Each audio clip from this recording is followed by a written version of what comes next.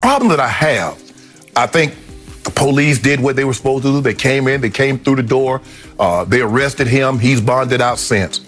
The problem that I have is that there's this thing that we're dealing with right now that's called mental issue. There's this rumor of Jake Paul and Ryan Garcia fighting on Netflix to replace Gervonta Davis, Jake Paul. If you guys haven't seen Gervonta Davis in another sexual assault allegation, lawsuits incoming, potentially criminal charges levied. We don't know yet, but we know that fight is up in the air, and I think that fight's not going to happen. You know, it already happened. You knew it happened, and you made the fight anyway. So now, based on something you already knew happened, now you're just saying, oh, no, because this happened, we're not going to do the fight. But you knew already in the first place. Yeah, the history was already there. Yeah. Right, yeah.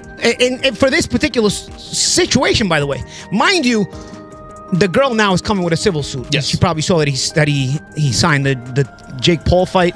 Shannon Sharpe didn't hold back after Gervonta Davis's arrest. He called for real accountability, saying the victim deserves care and support, not excuses. Sharpe warned that brushing this off as a mental issue ignores the pain caused and believes Tank may have just destroyed his own career. I'm a protector. Is the abuser. You lose a sense of protection of what you think a protector should do.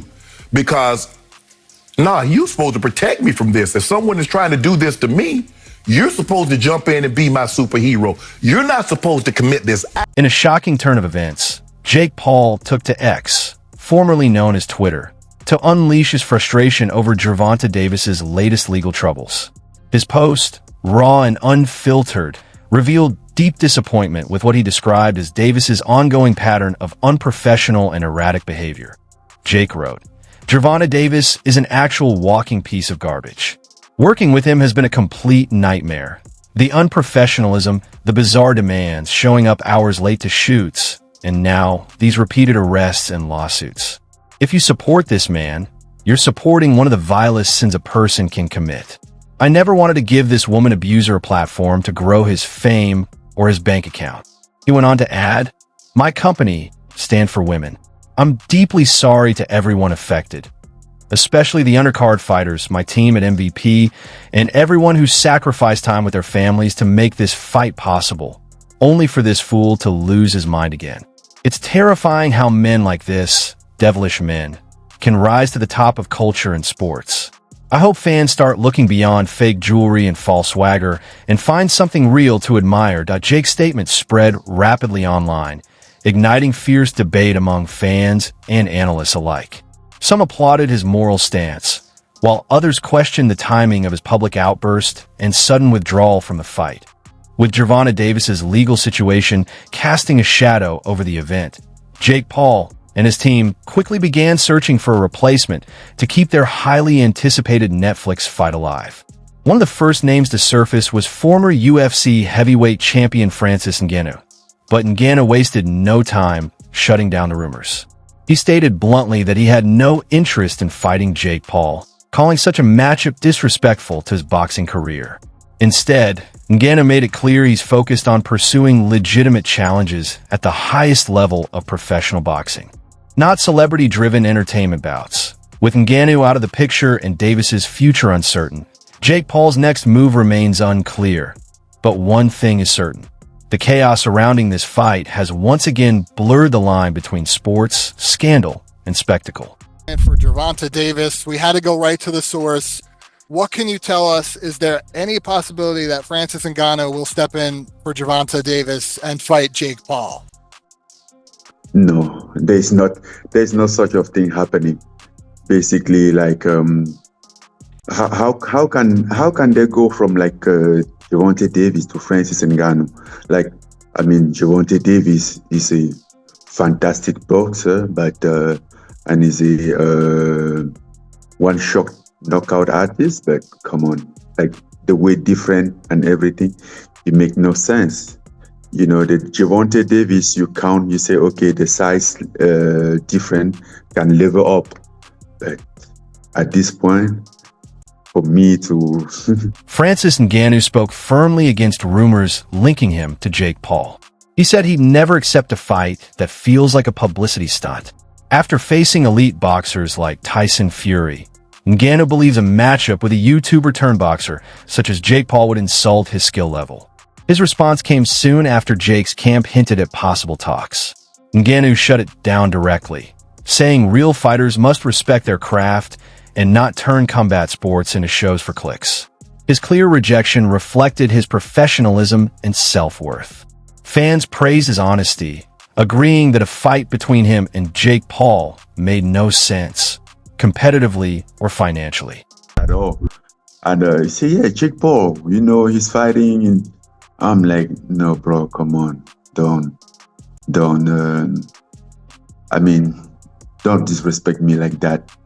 And then they even say like, they even come out after and say, and what if the number are good? He sent out some number. I'm like, it's not about the number.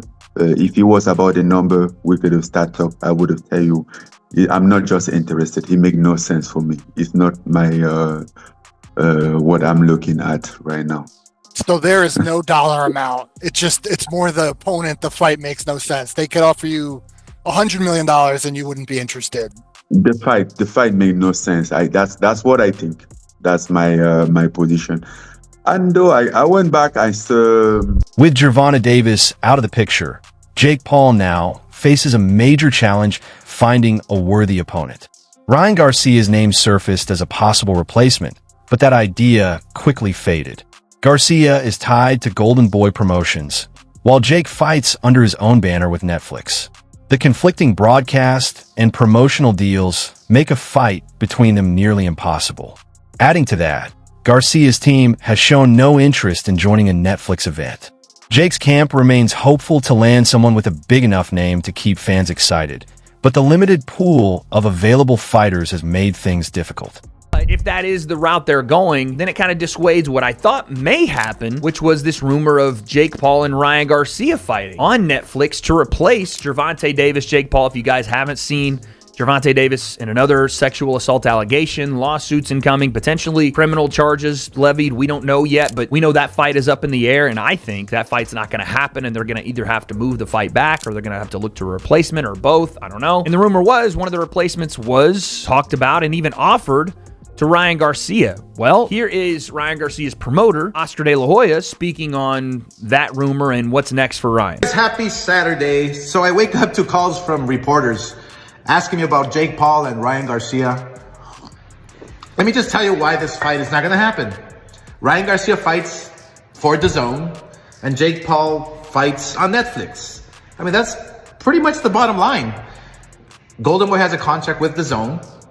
Ryan Garcia has a contract with Golden Boy.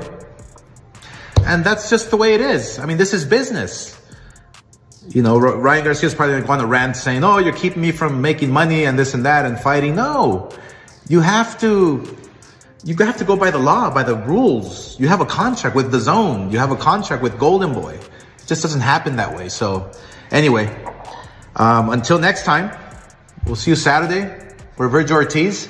But again, Ryan Garcia's next fight will be announced by me, who he's fighting, and when he's fighting next. See you guys. It always seems like when Oscar decides to address something with Ryan Garcia, that he's not only addressing us, the people, that he's addressing Ryan Garcia. He's like, through us, telling Ryan, no, you're not fighting Jake Paul, no matter how much you want to fight. That's what it seems like, is like, no matter how much you want to fight Jake Paul, you're not fighting him. I don't even think that was meant for us. I think that was him telling Ryan. And you even hear it there. He's like, oh, Ryan's going to say, I'm keeping him from making money or whatever. But in this case, Oscar is right. If Ryan is signed to Golden Boy and Golden Boy is exclusively signed to DAZN for, fight rights, then Ryan has to fight on DAZN. I think that's pretty reasonable for Oscar. I didn't know that Golden Boy was exclusive to DAZN. I didn't know that was a thing. But if that is the thing. On the Ariel Helwani show, analysts discussed how Gervonta Davis's new lawsuit has severely damaged his image and career. The case came just 2 months after another, proving his legal troubles aren't going away. Ariel Helwani and his panel said these repeated issues reveal a toxic pattern hurting both his career and personal life. They also noted that the Netflix fight with Jake Paul is now in serious danger. The network reportedly doesn't want its first major boxing event tied to a fighter facing multiple legal problems. As a result, Jake Paul must quickly find a replacement to save the event.